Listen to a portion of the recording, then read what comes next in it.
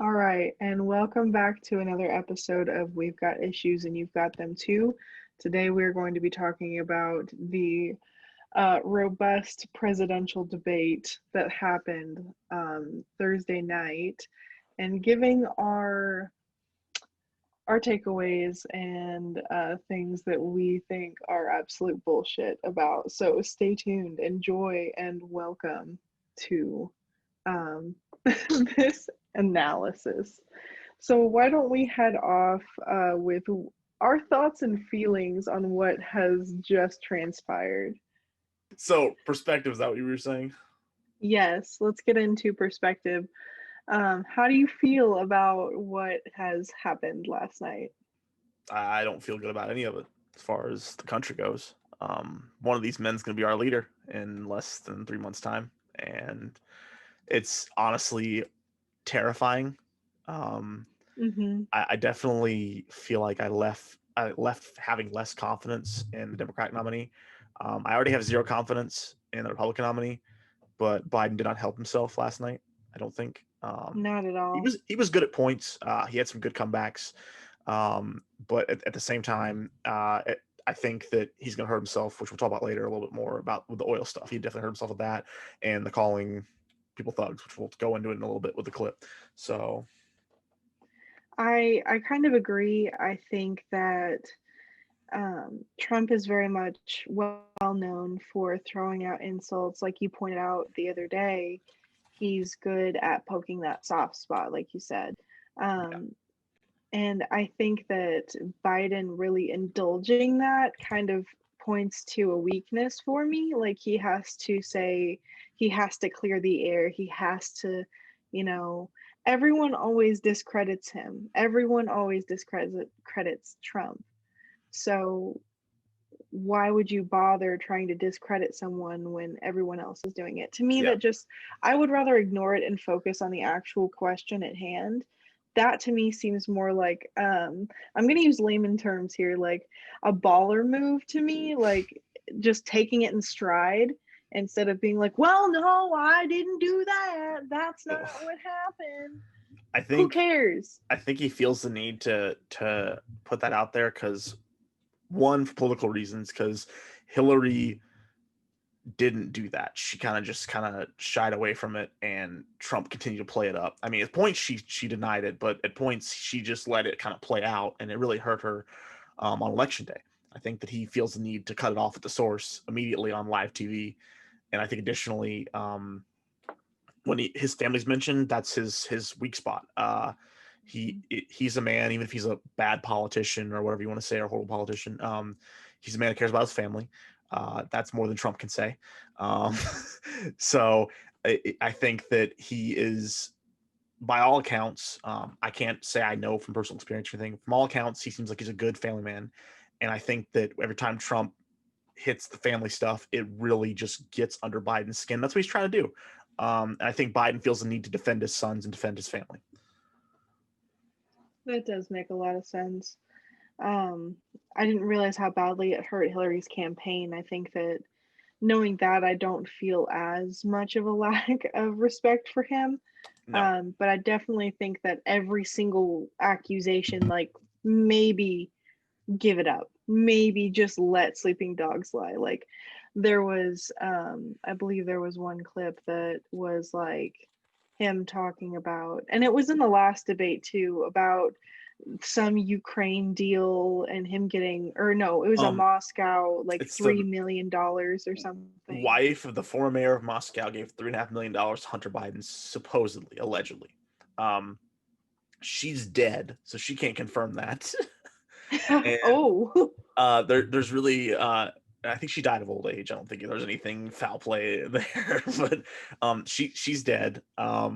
There's no real evidence to back it up. Nothing in forged intelligence has found that. Nothing when they did an investigation, the Senate and the House found it to be credible. So I think it's just really Trump still, literally, we're less than 10 days out now, still trying to find some way to find like a Achilles heel like he did on Hillary, where he could hit at the emails over and over again. And more people bought into that than I think people realized in 2016. And it affected her. The FBI investigation affected her. The email stuff affected her. Given Hillary's got a way more damaged past than Joe Biden does. Joe Biden's definitely For sure. has a much cleaner record. But at the same time, they both are, in my opinion, not good politicians, not good candidates. But we are faced with the choice of a not good candidate and like the worst president we've seen. So I'll take the not good or not the not so great candidate over, Donald Trump. Any day, every day, all the time. Yes. All I would say is that we've seen the last 4 years that Donald Trump has gotten bent over a barrel in foreign policy and has cozied up to dictators and cozied up to fascist regimes. And that's something we discussed during the debate last night. And we're going to go into a clip about foreign policy in just a second. When I met with Barack Obama, we sat in the White House right at the beginning, had a great conversation. It was supposed to be 15 minutes, and it was well over an hour. He said the biggest problem we have with North Korea. He indicated we will be in a war with North Korea. Guess what? It would be a nuclear war, and he does have plenty of nuclear capability. In the meantime, I have a very good relationship with him. Different kind of a guy, but he probably thinks the same thing about me. We have a different kind of a relationship. We have a very good relationship, and there's no war. And about 2 months ago, he broke into a certain area. They said, oh, there's going to be trouble. I said, no, they're not, because he's not going to do that. And I was right. Look, instead of being in a war where millions of people, Seoul, is 25 miles away, millions and millions, 32 million people in Seoul, millions of people would be dead right now. President we Trump, don't have that's a war, 30 and seconds. I have a good Thank relationship. you. The first huge waving red flag in my face is good relationship with North Korea. To me, that just I am concerned that the leader of the free world is rubbing shoulders quite beautifully, as he put his letters, with a dictator. Like that to me just screams, hey, maybe don't. Hey, that's a giant red flag to me. Yeah, it's a red flag. I certainly have no problem with diplomacy, trying to, pull back from dictatorships and trying to find a way to make other countries more free. But at the same time, it is frightening how buddy him and Kim Jong have become. And something I said last night when we watched the debate live, that it's disturbing how the similarities, how they lie about their own accomplishments, and they're very boisterous about themselves when they're both unremarkable, for lack of a To say better the term. least. I mean, And when I say that, I mean, like, for years, Kim Jong they're always like, oh, he's the first man to, have 18 hole-in-ones in a golf session. And, Donald Trump's obsessed with golf. And it's like, they overhype themselves athletically and as leaders. they think that they're perfect. Like, They're not. I've They're quite never flawed. seen, well, I hope to never see a dictator that's just like, I'm human too, because then that would be a cult leader, but that's a different rabbit hole. Yep. To me, there's nothing wrong with diplomacy, like you said, but buddying up with a dictator is just cause for alarm, and I think that's what many Americans are worried about right now. I know I sure am. This is just like the tip of the iceberg of what we got to go through. I think the next one that I really want to talk about in the foreign policy is the shit talking, just straight up bashing of China and Russia. India. Yes. China, Russia, and North Korea, when he called them all thugs. Biden, is that what we're talking about? Yes. Okay. Yes. He's legitimized North Korea. He's talked about his good buddy, who's a thug, and he talks about how we're better off, and they have much more capable missiles, able to reach U.S. territory much more easily than ever did before. Let me follow up with you, Vice President Biden. You've said you wouldn't meet with Kim Jong-un without preconditions. Are there any conditions under which you would meet with him? On the condition that he would agree that he would be drawing down his nuclear capacity to get the Korean Peninsula should be nuclear-free zone. I think that Biden has a very aggressive take on calling out Kim Jong-un, right? Right? Yes. Okay, thank God. I had my brain stopped working. Oh man. So I think he has a very aggressive take on North Korea, for lack of a better word. It's calling somebody with the capability, as he just stated, to reach us with, what's the word? Ballistic The missiles. ballistic missiles, the the ballistic missiles. Yeah.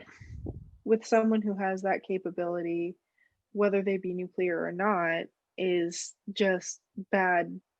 It's just bad politics. Like, you don't want to piss off your people.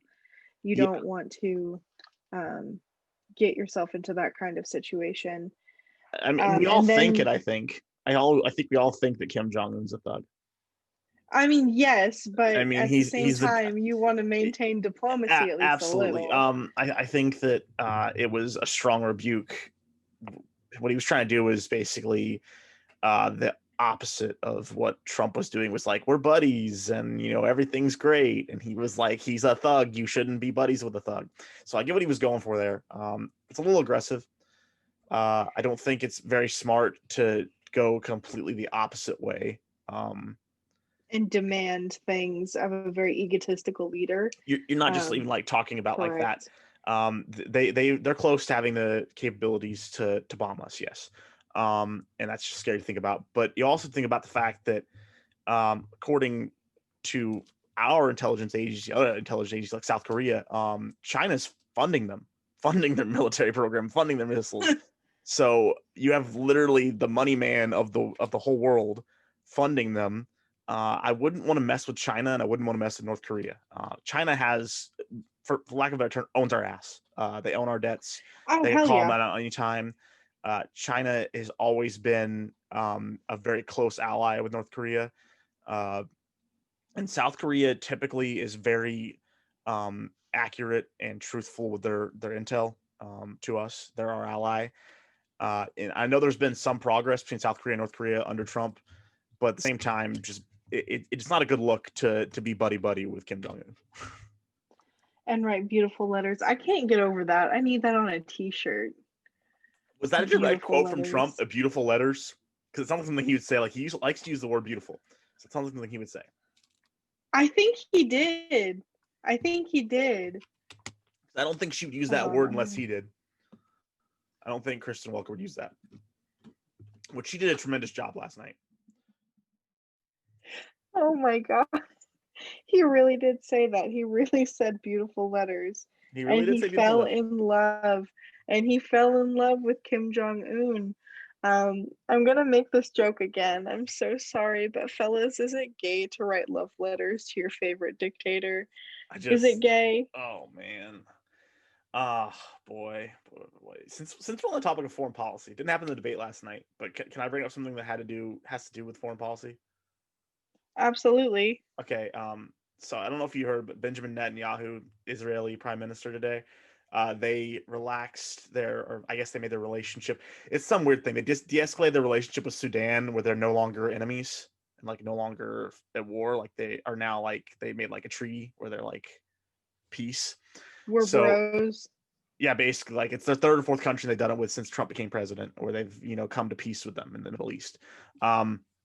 Anyway, they reached a peace agreement with them, and Trump had a conference call with the Sudanese government and with Netanyahu this afternoon, and he put Netanyahu on speakerphone with American reporters, and he said, "Bibi," because that's his nickname for him, Bibi instead of Benjamin. He said, "Bibi, could have Sleepy Joe have gotten this done for you?"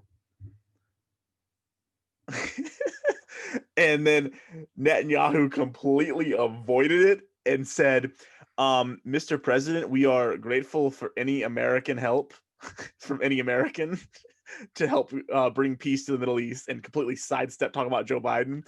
And then all Trump said was, well, all right.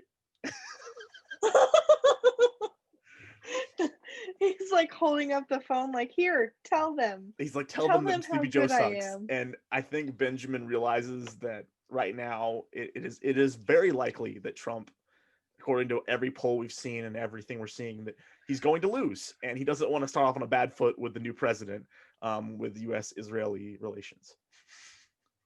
Okay, I'm done now. I just thought it was hilarious. That's really funny. I love when shit backfires like that. Oh my God, that's so funny. So I Googled the fact, did he really say beautiful letters? And I was so surprised to see that he fell in love with Kim Jong-un. All of it's so weird, man. It's been a weird That's fucking just- 4 years. This is a Not to mention, like, just all of foreign policy, man. We've gotten bent over the last 4 years. And it's just, whew. Man. we have been railed. Yeah. We have been railed. What's- But What's the next clip, producer Jared? Children are brought here by coyotes and lots of bad people, cartels, and they're brought here, and they used to use them to get into our country. We now have as strong a border as we've ever had. We're over 400 miles of brand new wall. You see the 400 numbers, miles and we have repaired, people 3 in, but miles they have total to of new. come in legally, and they come in through But merit. how will you But reunite let me these just tell kids you, with their let families, me just tell you, Mr. they President? built cages. You know, they used to say, I built the cages. And then they had a picture in a certain newspaper, and it was a picture of these horrible cages. And they said, Biden look going at to these sleep. cages. President Trump built them. And then it was determined they were built in 2014. That was him. Do you They have a built plan to reunite the kids Yes, with we're their working on families? it we're trying very hard. But a lot of these kids come out without the parents. They come over through cartels and through coyotes and through gangs. Vice President Biden, let me bring you into this 525 conversation. Quick response and then another question to you. These 500 plus kids came with parents. They separated them at the border to make it a disincentive to come to begin with. Real tough. We're really strong. And guess what? They cannot, it's not coyotes didn't bring them over. Their parents were with them. They got separated from their parents. And it makes us a laughing stock and violates every notion of who we are as a nation.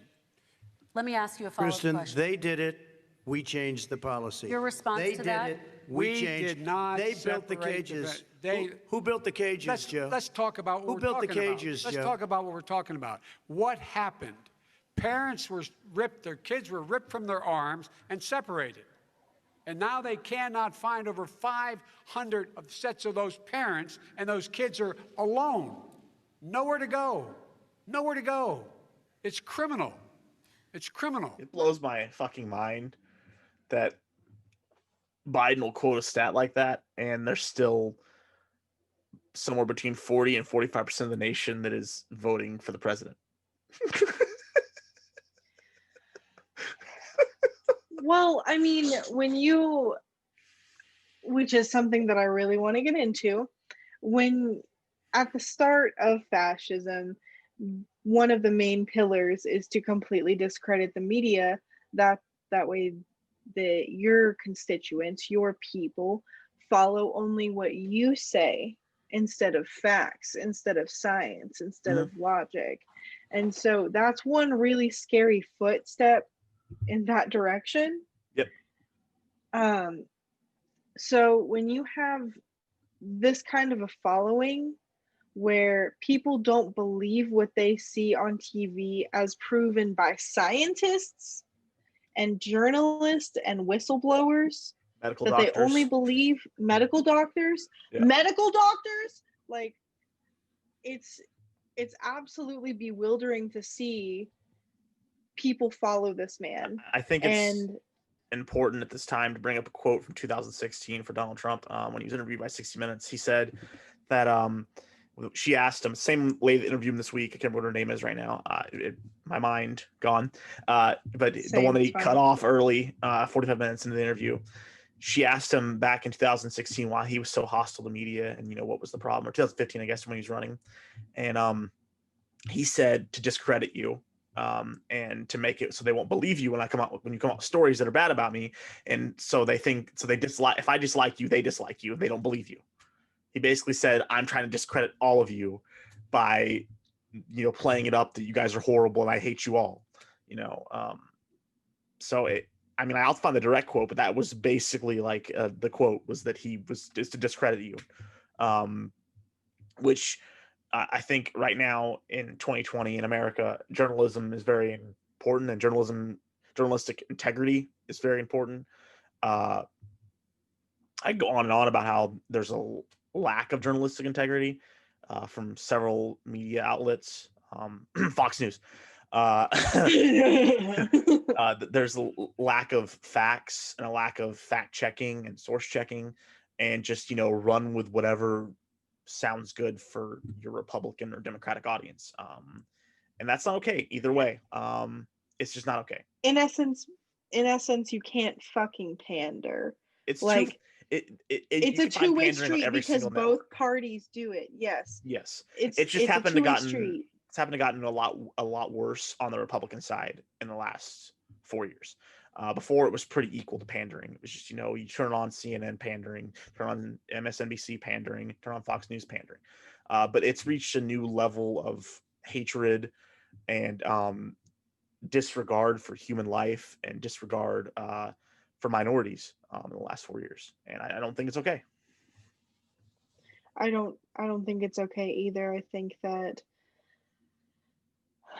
seeing a lot of this and seeing how it has progressed in this way, how it's grown, how it's evolved, how it's, for lack of a better word, metastasized, it truly is a blemish on our name as Americans. Like, there's not a day, especially in 2020. I don't want to beat this horse into the ground, but I am disappointed but not surprised by what happens. And I think that growing up in the age of literally seeing everything in front of you happen so quickly, so much on a 24-hour news cycle where they beat the shit out of it and twist it into whatever the way they can. I think that some major news networks do that, but there are some people that are actually dedicated to finding out the truth.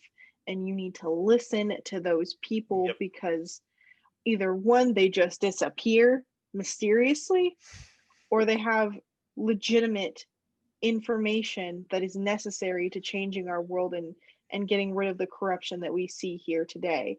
I mean, there's not a day that goes by in 2020 when that man is in the fucking Oval Office that I'm not really embarrassed, because I know the rest of the world thinks that we are fucking stupid.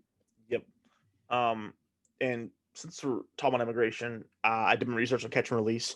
Catch and release is the term that they first came from fishing, obviously, like a century ago. But in U.S. government policy, it is the policy of catching immigrants come across the border, particularly from Mexico, and where they will catch them and put them in a detention center, and they'll give them a court date and then let them free into the community. Typically, nonviolent people who are seeking asylum, whether it be based on war or freedom of religion, whatever it is, but they're released in the community and given a later court date. Under George W. Bush and Obama, most of the time that was the rules. Just catch and release, you let them go. And do they sometimes not show up for the court hearings? Absolutely. Sometimes they just disappeared. They just disappeared into America, and that's it, folks. But not like what Trump said, where it was, 1%, only 1% show up at the court hearings, and they're only low IQ individuals that show up. Jesus. Which is just so completely xenophobic and just ridiculous.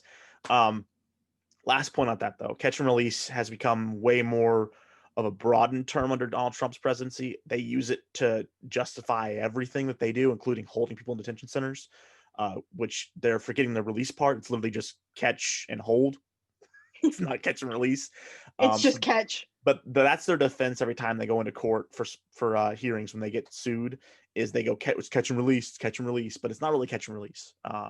And I think that they have twisted every possible immigration, law that was in place to their own will, the way they see fit. Doesn't mean Obama was right when he did it. Doesn't mean Bush was right when he did it. It's just gotten on a way, worse level, the way we treat people who come here looking for a brighter future and looking for a country that's more stable. And that comes to my next question, which is, whose fault is it that their country's not stable when they come from Central America and they come from places that have dictators? Whose fault is that? Is that the fault of the country for having a dictator, or is it the fault of a police of the world, a rent-a-cop that goes in and influences elections and fights wars on other people's turfs and thinks it's okay to basically handpick a leader and then not come in when until the oil hurts them? America. Lay it out, man. Tell me how you really feel. Holy shit. For real though. Yep. They have this preconceived notion of us being in this great country because that's what it's talked up about by our own government. I mean, America is very egotistical. I mean, that's a renowned thing. 100%.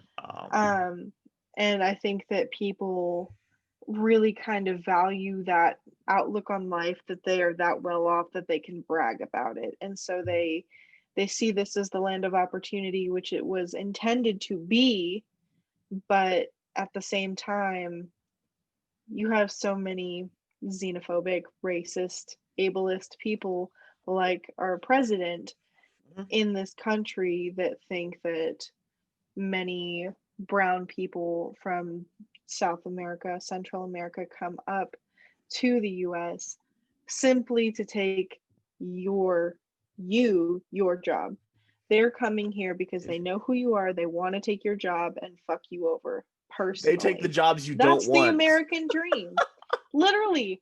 Do you want to scrub toilets? No. Do you want to mop floors? Do you want to wash dishes? Do you want to cook people's food? No. Do you want to pick people's produce? No. While we're on this subject of immigration, there's the DACA, which is, the Dreamers Act. Yes. And something that Donald Trump has attacked consistently since he got into office. They did a study last year on Dreamers Act, and it showed that over half of the people in the Dreamers Act are not even from Latin America or from anywhere that speaks Spanish or speaks Portuguese. They are from Europe. They are from Sweden, Norway, France. They're from all these other places in Europe. They're not even from fucking, Central America or North America or wherever. They are from Europe. Like more than half of them, I think it was 65% is what I read, were from Europe or from the Baltics or wherever. They were from another continent. So oh my God. It's a falsehood that it's all, Hispanic and Latino people that are in the Dreamers Act. It's most of them are not. Most of them are, white Europeans. Someone needs to tell Donald Trump that he's fucking over white people. Because then I think he'll change his tune. That was kind of my point, is that it's mostly white people and he's fucking them over. And it's like, Donald, it's the people you like, remember? Only people you like. Yeah. It drives me insane that there's just always this view of that everybody that comes over here to immigrate is just from, as Donald Trump said, and I'm not saying it, but I'm just going to quote him here, shithole country. Some of them come here for, because for one thing, some places you can't get into university very easily. There's a lot more universities here. It's a lot easier to get into universities. So a lot of people come over here to go to university. And there's a lot of people on those, on the DACA that are possibly losing their opportunity to go to school because of our current president, to go to college here. So it's just, there's a lot more complexity to things than a simpleton like our president can explain. Truly. Very well said. I want to talk about the way Black and brown Americans experience race in this country. Part of that experience is something called the talk. It happens regardless of class and income. Parents who feel they have no choice but to prepare their children for the chance that they could be targeted, including by the police, for no reason other than the color of their skin. Mr. Vice President, in the next 2 minutes, I want you to speak directly to these families. Do you understand why these parents fear for their children? I do. You know, my daughter is a social worker, and she's written a lot about this. Has her graduate degree from the University of Pennsylvania in social work. And you know, one of the reasons why I ended up working on the east side of Wilmington, Delaware, which is 90% African American, was to learn more about what was going on. I never had to tell my daughter, if she's pulled over, make sure she puts, for a traffic stop, put both hands on top of the wheel and don't reach for the glove box because someone may shoot you. But a black parent, no matter how wealthy or how poor they are, has to teach their child, when you're walking down the street, don't have a hoodie on when you go across the street.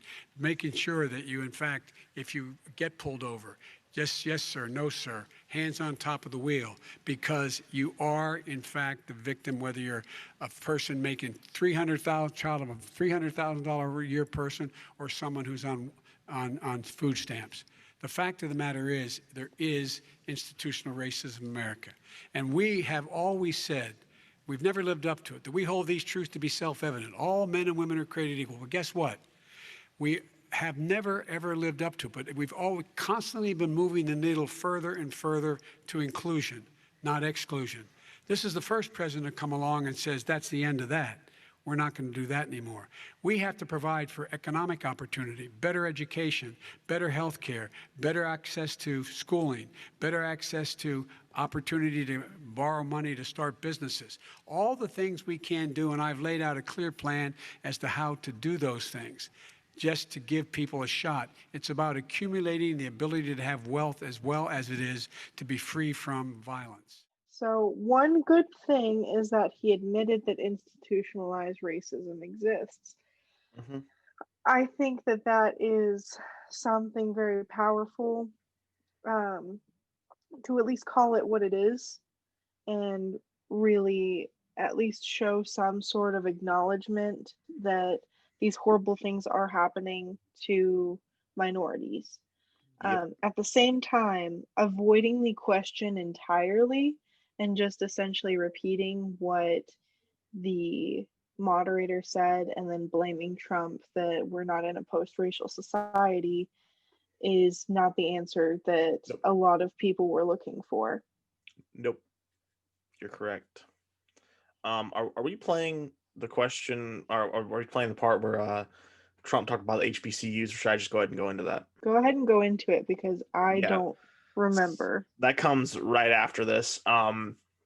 Biden gave basically what the runaround answer of, which he's kind of like a grandpa. He gives those stories about like my daughter and this and that. I mean, there's nothing wrong with it. I just like to hear like actual plans to fix it.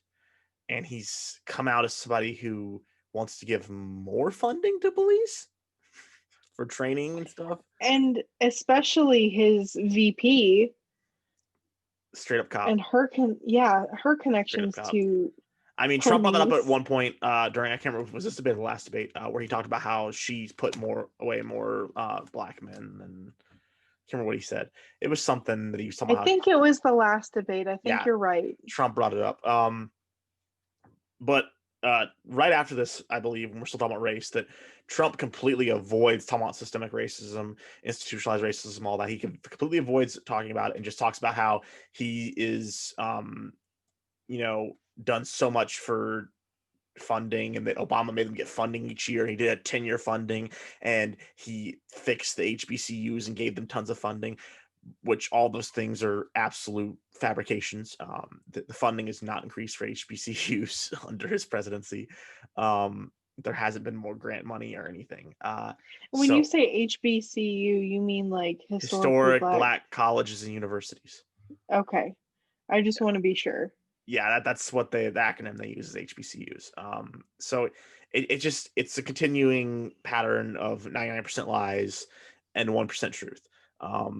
Which the 1% is even a little bit iffy at that. Yes. So it's concerning, and obviously the next clip we'll talk about the whole Abraham Lincoln thing, Honest Abe thing, which is just freaking hilarious that he would compare himself to that. Yeah, let's take a listen to that. You made a reference to Abraham Lincoln. Where did that come in? I mean, You said where you're did that- Abraham No, Lincoln. where did that? No. You said- I said not since Abraham Lincoln has anybody done what I've done for the black community. And I'm I didn't saying- say I'm Abraham Lincoln. I said not since Abraham Lincoln has anybody done what I've done for the black community. Now, you have done nothing other than the crime bill. So Can, um, I'm sorry, that's fucking laughable to me. To think that he has done such a service to the black community that he feels on par with Abraham Lincoln. Like, I know that we talked about this a little bit off camera, but will you please say what you said that about Lincoln? Lincoln wasn't an abolitionist. He wasn't a free the slaves person. He was a I want to keep the Union together president. He was not somebody who was necessarily in favor of equality or against equality. He was kind of like I'm a middle of the road, whatever. And he's been quoted, which I had to find my source on that, but in 1864 of saying at a presidential debate that he didn't believe in black and white marriage and that equality wasn't on his agenda. He purely freed the slaves to keep his union together and to hurt the South. It was a political move. It was a move to keep the union together. It was not a move because he was like, yes, black power, let's bring them all, make them all free. It wasn't that. It was, how can I save the union? How can I keep the integrity of the union? Good president. Absolutely. It's hilarious that his nickname is Honest Abe, and literally the biggest liar that we've ever had as president is comparing himself to a man whose nickname was Honest Abe. Let's just take a moment to bask in that ego for just a second. Like, it's so bewildering to me how highly he holds himself in esteem. And I don't mean this to just bash him, but No, go ahead and bash. but between the 6 bankruptcies that his corporation has had, just it's uncountable at this point. I'm not really even sure how many. It's probably in the dozens. He's filed for bankruptcy.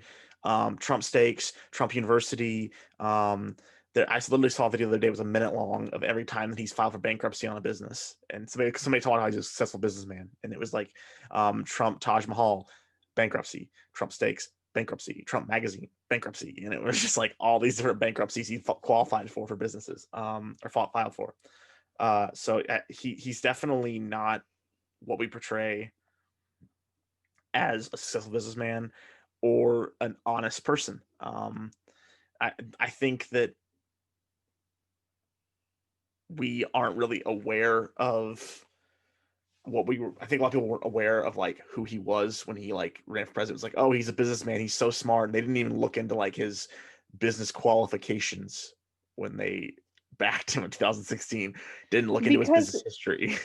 Because it doesn't matter to people like that. All they see are, oh, he's very well off. He has a lot of gold stuff. Like, Daddy's as money. diluted, exactly, as diluted as it has become, where you equate status, like status symbols, with wealth. You don't understand how many people go into debt just to seem wealthy. Yes. But that's beside the point. The point that I really, really, really want to talk about is the current America and the racial climate that we're living in. Okay, yeah. We have totally. we have beat this into the ground here on this podcast. We have had numerous people on here talk about it. Mm-hmm. We have had beautiful in-depth insight about this, and are those like beautiful letters? Just curious. It's just on the brain. I can't help it. But I think that the current racial climate that we are in is absolutely hostile. It's volatile. It is bubbling into, verging on a race war at this point. And that's, I think that's the only comparison he can make to Nixon. Or not Nixon, sorry, Kennedy. Or not Kennedy. I can't even think. Kennedy was the civil rights. I can't even think right now. It's the only comparison he can make to Lincoln. That was what I was trying to say. Is that we are somewhat on the verge of civil war. And I don't think it's as close as it was in 1861, but I think that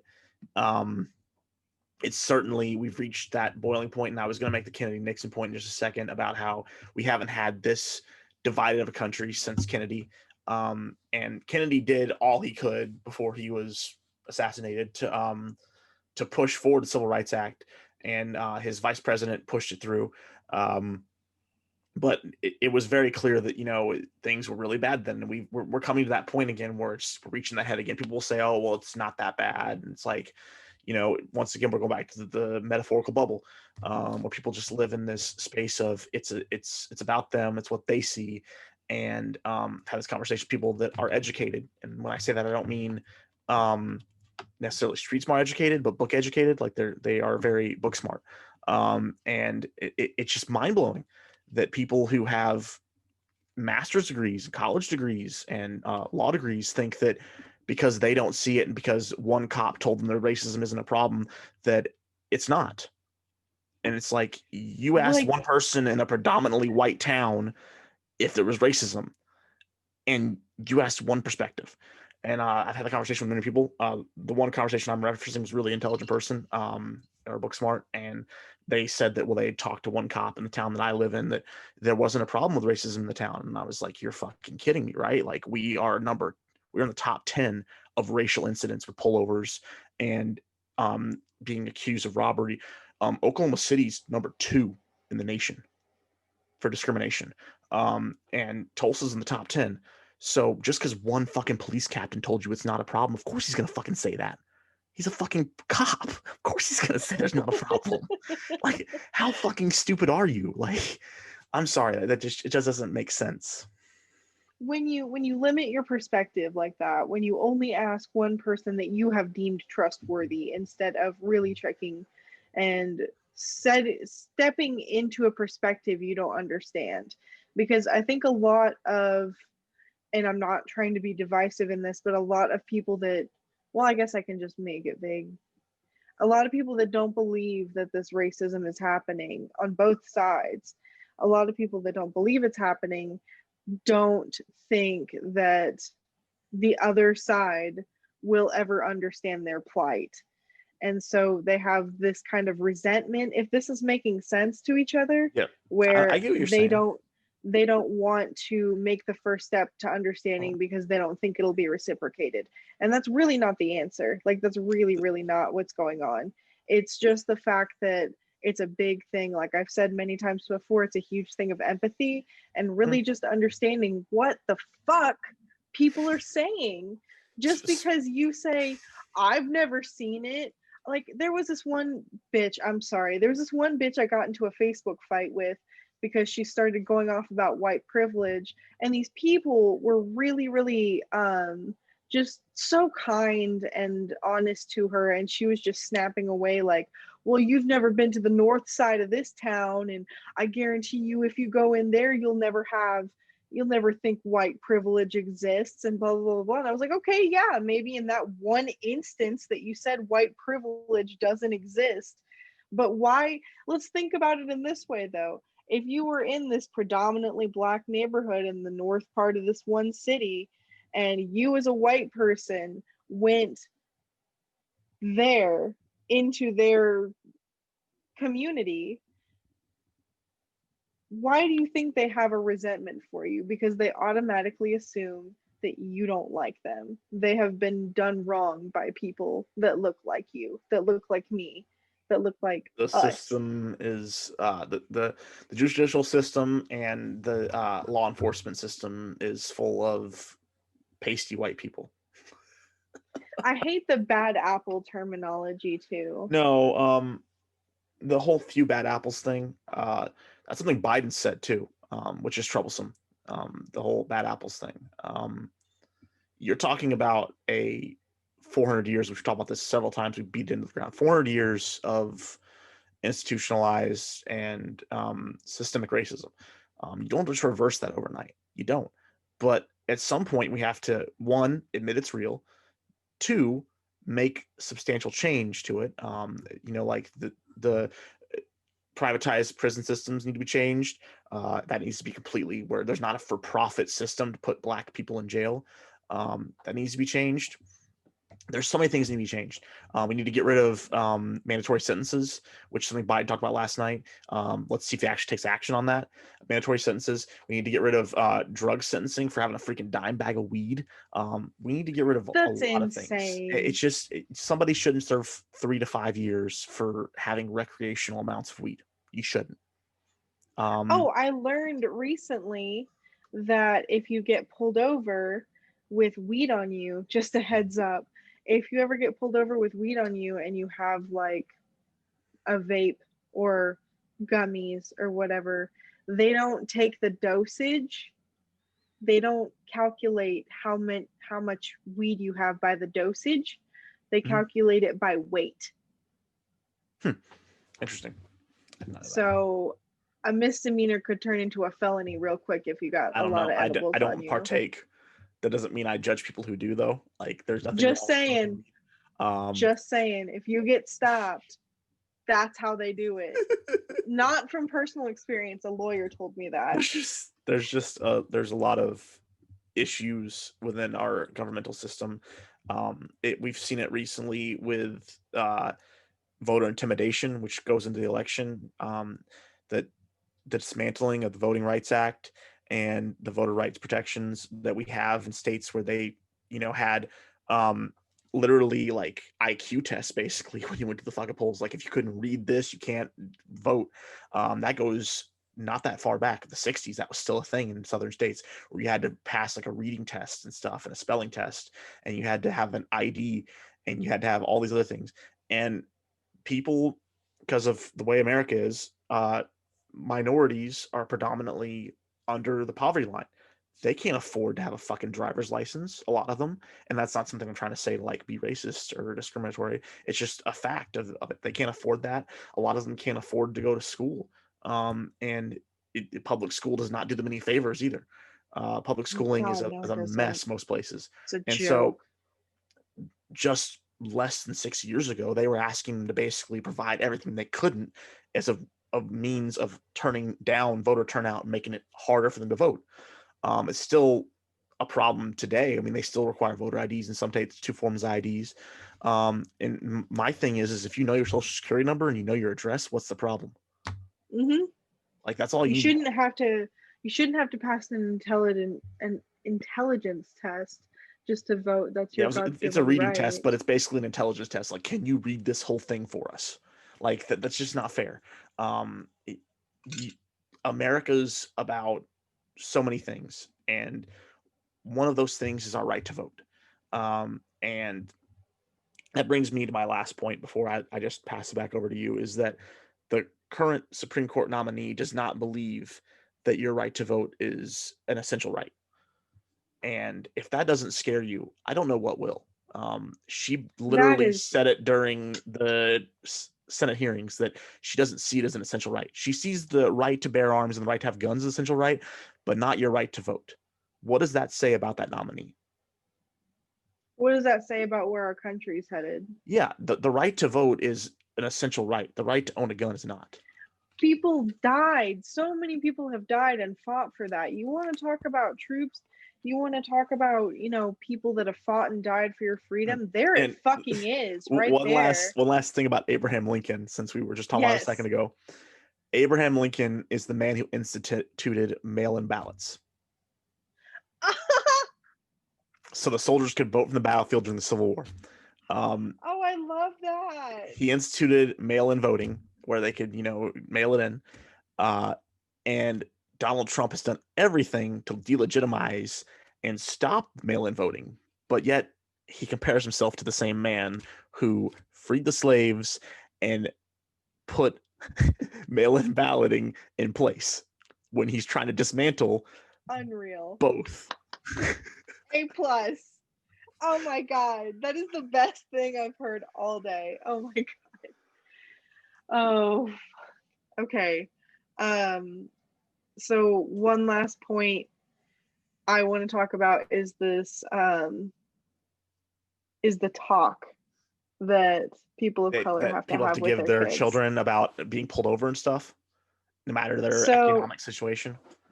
so I have had a big personal avoidance to cops my entire life. I Yeah, don't don't like care them. for They scare them. me. Every time one's around me, I assume that like I've done something wrong. They I give me look panic at my attacks, honestly. And seriously. it's not like I was raised in some home where it was like fuck those pigs or anything. Like I was raised in a home where you respect everybody and like, you treat them with And respect. Like, especially the cops. Like I yeah, was like taught to but respect the cops. see, pale white dude here, but I was still given the talk about putting your hands on the wheel and stuff because males are usually more targeted in those stops than females. My mom never had to talk to me about anything about cops. Yeah. I lied. There was one time if some like because I stayed home a lot whenever I was little because my mom worked hella hours. So Hella. she was like, "Hey, if anybody knocks at the door and says they're a police officer, you call 911, ask for their badge number, and see if it's really a cop out Yep. there." Like that was the only thing, but that was to protect me from potential, child trafficking people. Yep. Um, but I'm a white woman. I'm a very white woman. I've never had to have any sort of talk about don't do this in front of a cop or you'll die in I any never sense of had the that talk. word. It was just like cops are armed. It was basically talk about how you are still a citizen and a civilian. It wasn't because like I was even aware at a young age that black people were more in danger in that situation than white people. But still, I always put my hands on the dash, and I look back at being stopped before and like having to dig through my glove box for my registration and stuff, and I wonder what would have happened if I was black because like they just assumed there was a gun in that glove box, like like, Literally, I got pulled over for a speeding ticket one time and he was like, "Where's your license?" And I always keep my wallet in my backpack. And my backpack was down on the floor. And so I was like, "Oh, yeah." And so I went to go reach for it and nothing happened. Literally, nothing happened. Putting yourself in that situation if you were brown, just like Ridge said, is such a mind mhm. blowing experience because you realize in that moment, because of your skin color, you may not have lived to see another day. And that is what's fundamentally wrong with what's going on. Why do you get panic attacks whenever you see a cop on the road? What kind of level of fear does that ensue? I don't like the fact that neither of them addressed police brutality in that question. I expected Donald Trump to avoid that question like the fucking plague. But Joe Biden, I'm proud that he admitted something about it, but it's not, and maybe that's a pipe dream for me to wish that he would talk about it, but there's a larger issue at hand that he is not addressing. Um, and then, very, very last thing, I promise. I think it is absolutely laughable the fact that Donald Trump has compared himself to one of the most fundamental people in helping Black culture thrive, even though that wasn't his, real intention, um, getting them out of slavery and freeing them, to seeing the past 4 years that have happened with our own eyes and the numerous amounts of hashtags of lynchings that don't go like, why do I have to find out about 5 kids in Georgia getting lynched on TikTok rather than on the news? Why do I have to find out about these things on Twitter? Why do I have to continue to see all of these people die because of a hate that is so almost, I don't know how I want to put this, because of a hate that is so, the word like Neanderthalic, and I know that's not a word, but just it's so bass Primitive. backwards. It's stupid. Primitive, yes. What a primitive mindset to think that you are separated by the color of your skin. That's absolutely unreal. And that's the last I'm going to say of that because I've been rambling. For each of you, how would you both combat climate change and support job growth at the same time? Starting with you, President Trump, you have 2 minutes uninterrupted. So we have the Trillion Trees program. We have so many different programs. I do love the environment, but what I want is the cleanest, crystal clear water, the cleanest air. We have the best, lowest number in carbon emissions, which is a big standard that I notice Obama goes with all the time. Not Joe. I haven't heard Joe use the term because I'm not sure he knows what it represents or means, but I have heard Obama use it.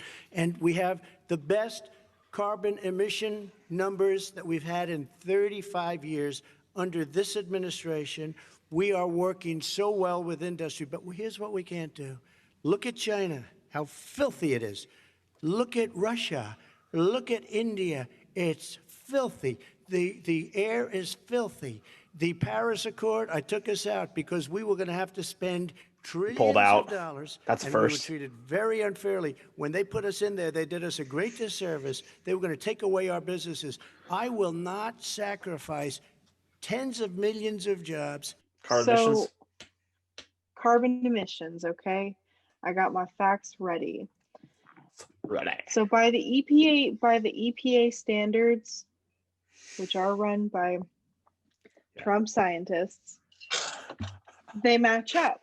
They 2 match. plus they 2 don't- equal 5. They trend towards what he's saying, but not as drastic as what he's saying. When I look at other sources, they say quite the opposite. So So they're fudging it. So they're fudging it, is what I believe. According to the Paris Agreement, we are supposed to emissions reductions under Trump are off pace, needed to meet the U.S. climate targets and for the U.S. to play its fair share in keeping global warming to a 1.5 degrees or 2 degrees Celsius temperature limits in the Paris Agreement. So we are off by that. Having left the Paris Agreement, we don't have to abide by those standards, which is really opening up the floodgates for the oil and gas industry. And that is going to be our demise. I'm not going to lie to you. That is another thing that scares the living hell out of me because it is a dangerous job that fluctuates in the past 4 years very, very badly. Before Trump, there was pretty steady employment and pretty steady growth in the oil and gas industry. And in the past 4 years, and this last year especially, we have seen for lack of a better word, a depression in the oil and gas industry, especially living in the oil capital of the United States, which is definitely Oklahoma. Also pandemic related. It is definitely pandemic related because no one was driving. Yeah. But it's still, to see it fluctuate so much. I had a gentleman come into my store today, actually, who had a degree in petroleum engineering, and he was like, good degree to have, you think, right? Yep. So he tells me this story about how he had landed this job at a great company, and as soon as they hired him, they put him on a hiring freeze, so he still had the job, but they had to wait a waiting period, obviously, before he could actually start. Within a week, the company had gone under, and he no longer had a job, so he sought the restaurant and bar industry instead to go and make a living. And he has not used his petroleum engineering degree since. Now, as far as carbon emissions being the lowest that they've been in 35 years, that's flat out wrong. Anyone that looks at it, even the EPA standards graph from 1990, is that we are steadily rising in our carbon emissions per 1,000 megaton. Right now, we're hovering just under 7,000 megatons this year. And so, or metric megatons, I think is what it's called. In terms of weather, and this is my jam, okay? In terms of weather, we have seen wildfires absolutely ravage the west coast of our country. We have seen droughts. We have seen monsoons, incredibly strong hurricanes that have leveled coastal cities. a derecho that went through the Midwest, absolutely decimating crops, leaving people in the dark for weeks. Tornadoes, like you have well, this year, at least in the Oklahoma region, I won't lie, was pretty quiet, but there is a lot of tornadic growth in the Upper Plains region, actually even some in Canada, which is absolutely beyond me, because to me it seems like the tornado alley is shifting north in certain seasons, but I will digress on that because I can talk about that forever. But seeing all of these absolutely horrendous weather phenomena, I know for a fact that we are only set to see more and more powerful storms, more and more heavy droughts, crazy floods, wildfires, and even it's gotten so bad on a worldwide Does that mean better scale. hurricanes? I mean, worse hurricanes. Sorry. That means worse hurricanes. Yeah. Okay. All of it. I will celebrate in private later. I don't wish harm on anyone. It's the job market. I'm sorry, folks. But seeing this even on a global scale has affected Australia. I mean, at the beginning of 2020, we started off with the bang. Australia caught on fire. So seeing Trump make such bold accusations for somebody who deeply cares about the environment and deeply cares about climate change and knows a decent bit. I won't talk myself up too much, but I know a decent bit about climate and about meteorology. And it's ungodly. It's not true. It's ungodly false. To the point where it's laughable. Seriously, like, how can you make such a bold claim and then have absolutely zero evidence to back it up? Actually, evidence proving you otherwise, which is the same in every category, but I digress. I only have one thing to add, and it's nothing to do with what you just talked about, because I think you nailed it, and this is not my jam, as you said, or I guess your bop, as the kids say. I just want to take a second to talk about Trump's hand movements during that answer. I know. This thing, I'm wondering, does he play the accordion in his spare time? Like, just playing the accordion? Now I just think, like, does he play the accordion? Because, like, I don't even get it. That, and he's chopping up cucumbers and zucchini for a salad. My favorite is this one where he like points. I love that. You mean to me, where he's like he's conducting a fucking band. So he's a conductor and he plays the accordion in his spare time. So he accomplished one thing last night. He proved he could conduct. He's a music man. He could be. He's a music.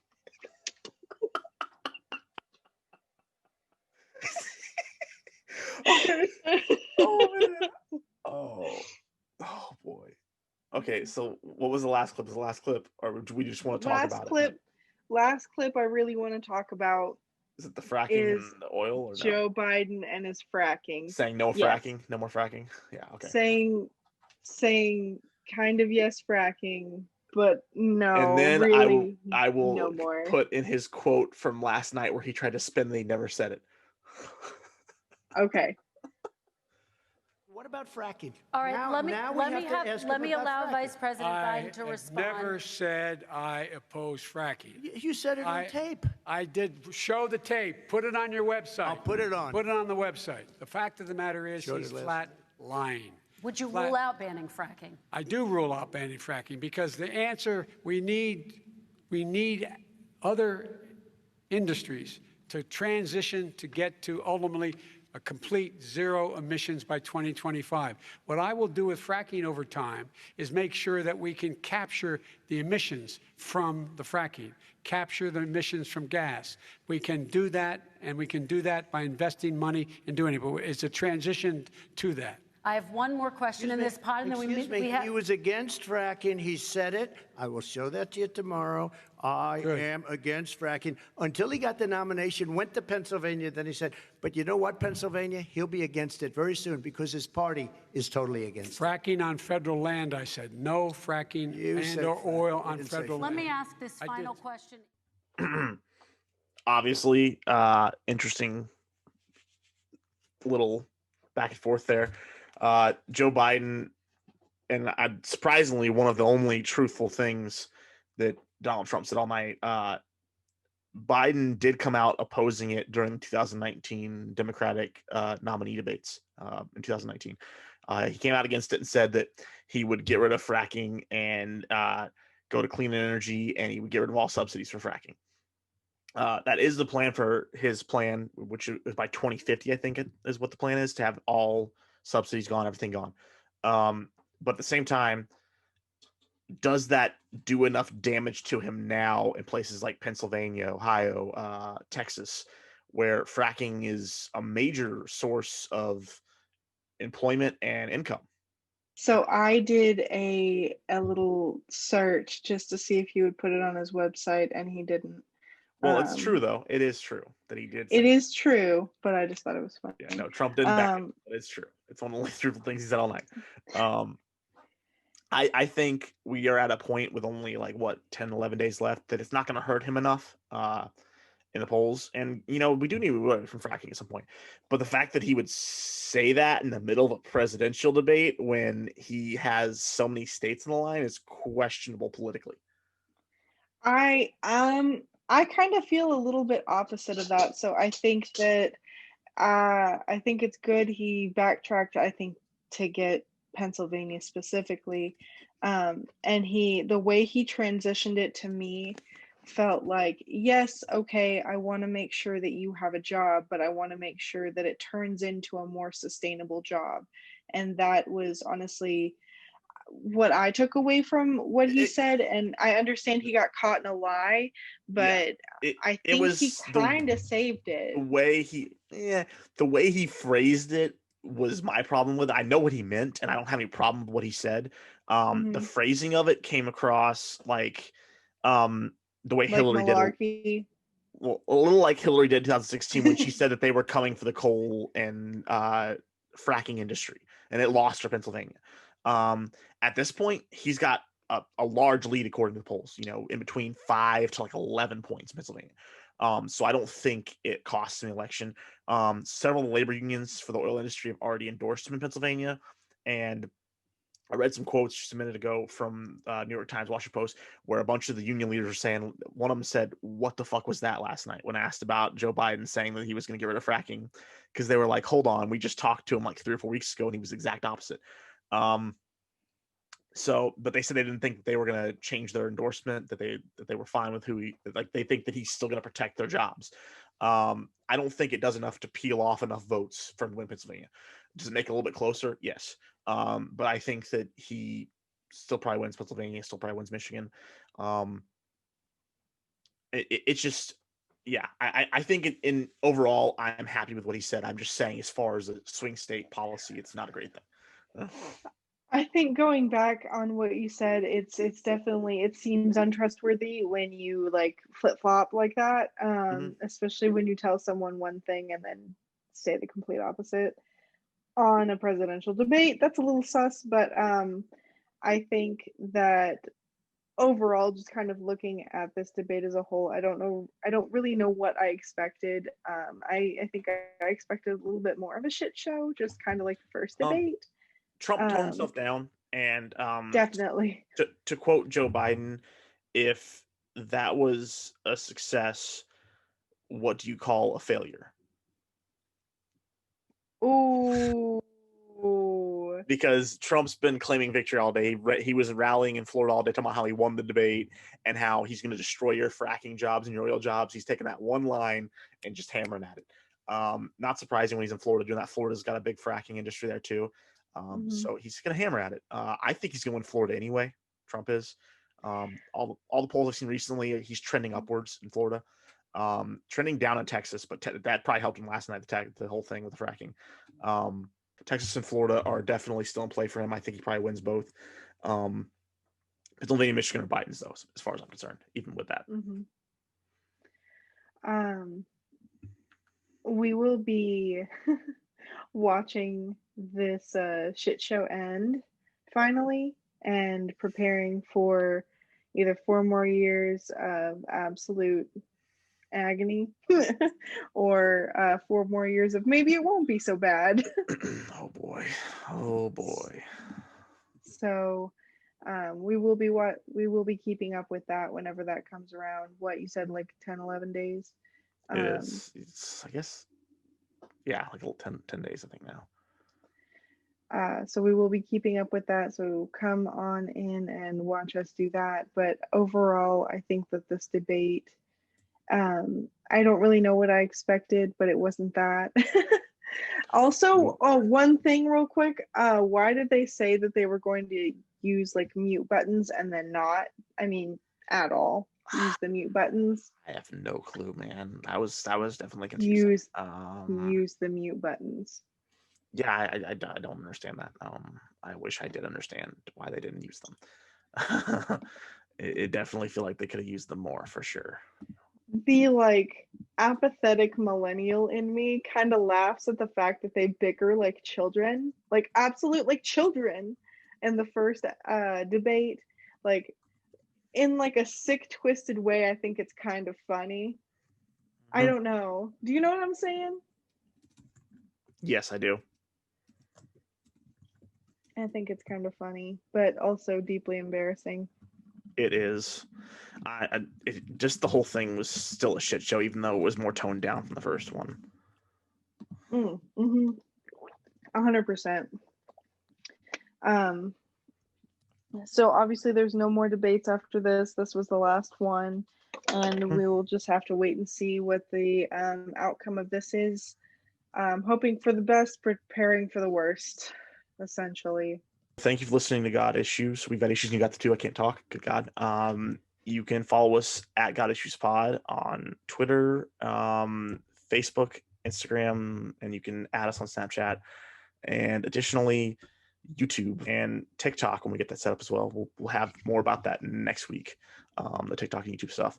What else? Oh yeah, like Maria said just a minute ago, we're following the election on November 3rd. We're doing hopefully a live stream and a recording of the podcast that same night during it. Come watch us either panic or be mildly happy, I guess. Less panicked. So either watch us descend into madness or have a mild anxiety attack. Yep, exactly. Anyway, thank you for listening, and we'll catch you guys next time.